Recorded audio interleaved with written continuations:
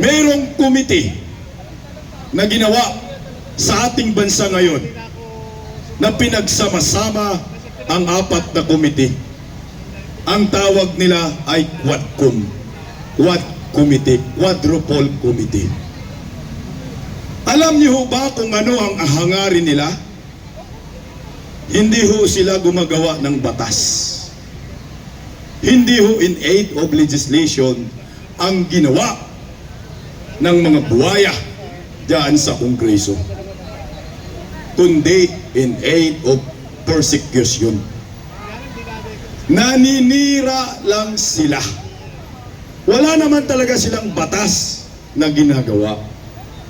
Kasi nga ho, kung lagi po kayong nanonood ng mga hearing in aid of legislation during Duterte admin, siguro tumatagal lang ho yun ng mga tatlong beses lang, 3 times lang, mga 3 hearing lang. Pero ito, nakapagtataka, bakit 12 na? 12 times na po sila sa kakahiring at pumunta na ho si Tatay Digong, nilusot na nga ho sila at pinapahiya na nga ho yung mga abogado, nakala mo may alam sa batas, wala pa rin silang batas na napag-uusapan. Ano ba ang hangarin nila dyan? Kasi nga, demolition job lang against Duterte family, Inday Sara Duterte ang kanilang pakay dyan. At ang masakit pa, ganito ho, only in the Philippines. Sa Pilipinas lang ho nangyayari na nagkaroon ng special committee upang ipagtanggol ang karapatan ng mga durugista at mga sindikato sa isang bansa. Hindi ba ho kayo nalibadbaran doon? Hindi ba ho tumatayo ang balahibo ho ninyo ngayon na nakikinig sa sinasabi ko? Yan ang totoo. At nagmistulang superstar pa ang mga confessed drug lords nung nakaraang Duterte admin. Pinapaniwalaan nila ang mga durugista sa Kongreso. Nagiging credible na ang mga durugista sa ating bansa at binigyan ng entablado sa Kongreso. Guys, hindi ba ho kayo nabahala? Na nagmistulang nag-aabogado na ho ngayon ang mga kongresista sa ating bansa para sa mga durugista. Mga kababayan ko, huwag ho tayong pumayag na magiging narco-state ang Republika ng Pilipinas. Huwag ho tayong pumayag na sakupin tayo ng mga drug lords, narco-politician, at sila ang magpapatakbo ng Republika ng Pilipinas, at para bang sila ang nagmamando ng ating kinabukasan. May kinabukasan ba tayong aasahan sa mga sindikato at mga durugista ngayon naghari-harian sa ating bayan? My God, sabi ni Tatay Digong, I hate drugs.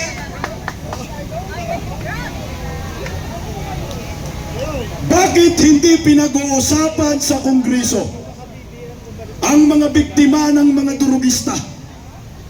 Bakit hindi pinag-uusapan sa Kongreso ang mga biktima ng kriminal? Bakit nagkagano na ang Pilipinas nating mahal? Na para bang mas credible pa ang mga kriminal at mga priso ngayon sa ating bansa. Mas naniniwala pa ang mga kongresista sa mga convicted criminals kumpara sa mga abogadong walang bahid ang kamay at malinis ang budhe at malinis ang pangalan. Saan kayo nakakita only in the Philippines na yung kriminal convicted ay nagpakulong ng inosente. Alam ho ninyo yon? At nagiging bully pa diyan sa Kongreso. Franz Castro, pangalanan ko yan. Ito ay totoo. Kahit saan tayong husgado magkita, si Franz Castro ay convicted criminal. Sabi ng abogado nila doon sa Quadcom, pag ikaw may conviction ka, kahit sa lower court, basta hinatulan kang guilty, kahit mag-aapila ka pa sa Court of Appeals, ang tawag sa iyo ay criminal. Nakakalungkot dahil itong Kongreso ngayon, ginamit itong si Castro para siraan ang mga Duterte at nagiging atakdog. Isipin nyo. Mali na nga ho yung ginawa niya na i-contempt si Attorney Sulay Calupis. Hindi pa nakuntinto. Dinagdagan pa talaga ng 5 araw para magiging 10 araw na makontempt. Gaba, di magsama! Di ba ho nakakagalit? Kung nangyayari ito sa may mga pangalan, kung nangyayari ito kay Rodrigo Rua Duterte, kung nangyayari ito kay Vice President Inday Sara Duterte, Nimal, paano pa kaya sa ating lahat? Kung nangyayari ito sa mga abogadong pinakulong nila na walang kaso, pwede rin yan mangyayari sa inyo.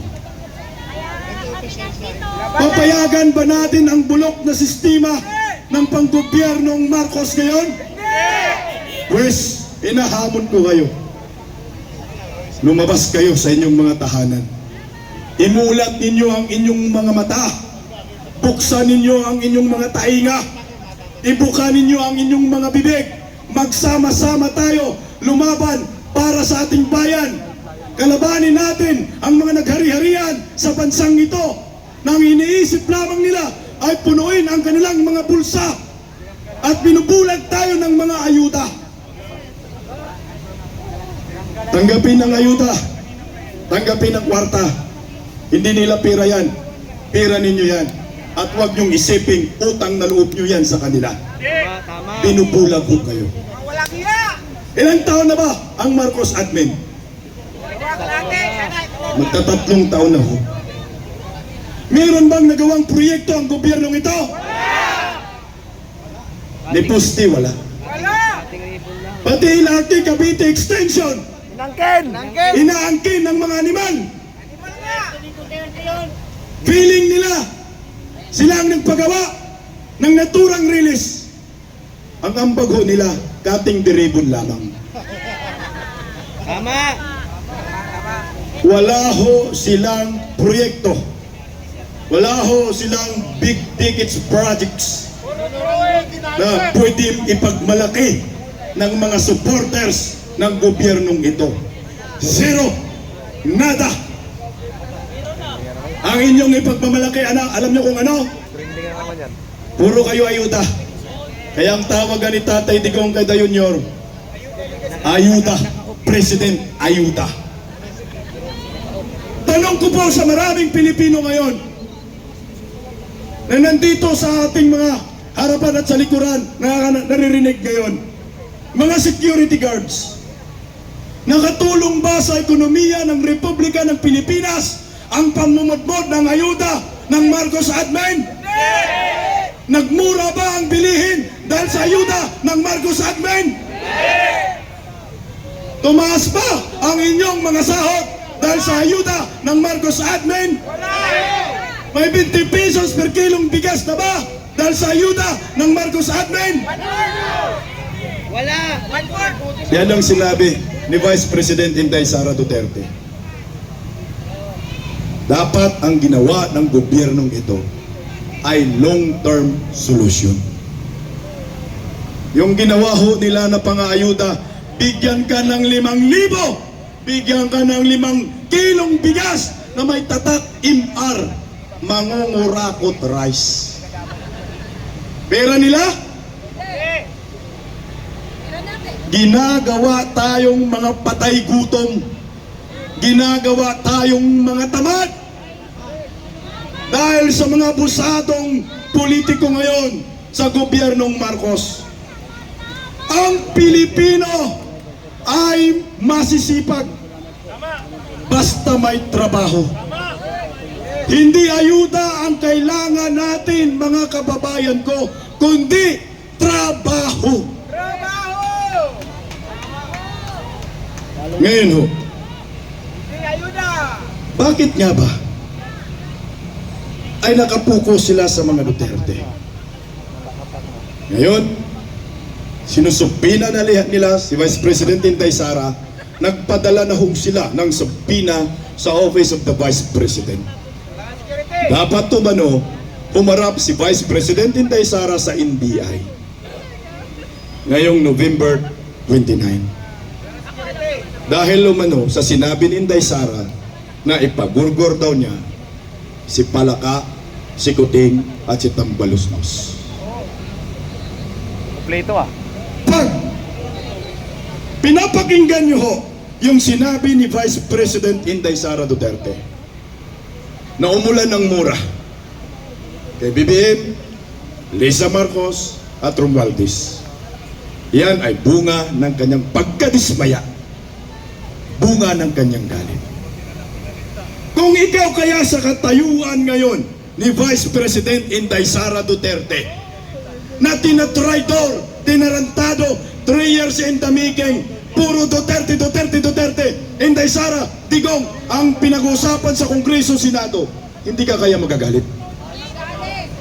Kung tangina, ginawan ka pa ng kasalanan, tinapunan ka pa ng putik na sabi mo ay kurakot si Inday Sara. Guys, ganito. Mga buhaya dyan sa Kongreso, Marcos admin, batuhin nyo na lang si Vice President Inday Sara ng ibang isyo. Huwag nyo lang batuhin ng korupsyon dahil mapahiya kayo. Kung kurakot lang ang mga Duterte, naalala ho ba ninyo? Mga taga-Tacloban, mga supporters ni Romualdez, mga supporters ni BBM, na budol-budol. Naalala ba ninyo kung sino yung unang tumulong sa Tacloban City na nalubog ng bagyong Yolanda? Duterte. Tama! Nagpadala si former President Rodrigo Roa Duterte ng mga tulong sa Tacloban. At nakita ho ninyo yung kanilang truck na puno ng relief goods, walang nakalagay na pangalang Duterte. Anong nakalagay?